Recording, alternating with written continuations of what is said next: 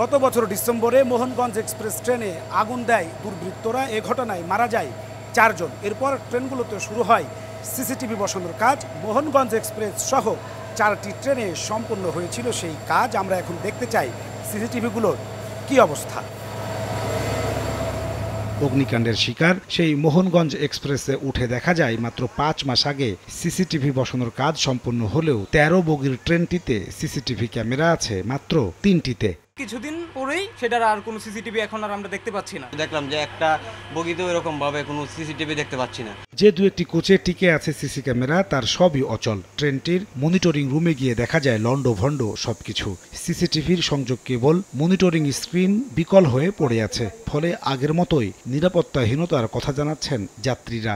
CCTV যে monitoring হয় এটা সম্পর্কে আমার কোনো ধারণা নাই, আমি সেটা জানি না। যেহেতু কাজ করতেছে না তাহলে লাভটা কি? লাগেজ ছিনতাই, পকেট মারে।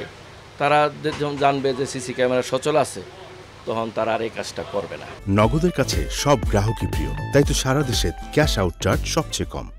শুধু তাই নয়, যাত্রী নিরাপত্তার কথা বিবেচনায় 3 বছর আগে চীন ও কোরিয়া থেকে অত্যাধুনিক প্রযুক্তির সিসিটিভি ক্যামেরা সংযুক্ত 250টি কোচ আমদানি করে বাংলাদেশ রেলওয়ে।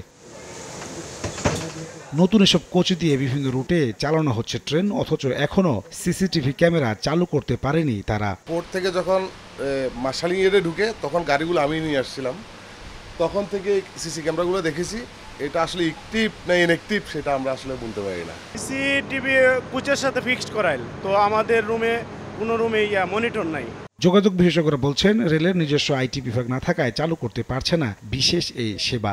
পারছে না আসলে রেলের যে আইসিটি ডিভিশন, সেইখানে আইসিটি ডিভিশন এখনও আমরা তৈরি করতে পারিনি, এবং এটা রক্ষণাবেক্ষণ পরিচালনার জন্য যে স্মার্ট হিউম্যান রিসোর্স দরকার সেটা তো তৈরি হয়নি। তবে দ্রুত সিসিটিভি ক্যামেরা সচল করার আশ্বাস রেল সচিবের।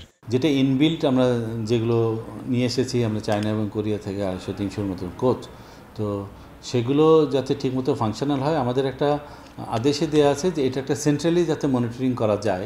সারা দেশে 3000 কিলোমিটার রেলপথে আন্তনগর, লোকাল, মেইল ও কমিউটার মিলিয়ে প্রতিদিন 4 শতাধিক ট্রেন চলাচল করে। নাজমুস সালেহী, সময় সংবাদ, ঢাকা।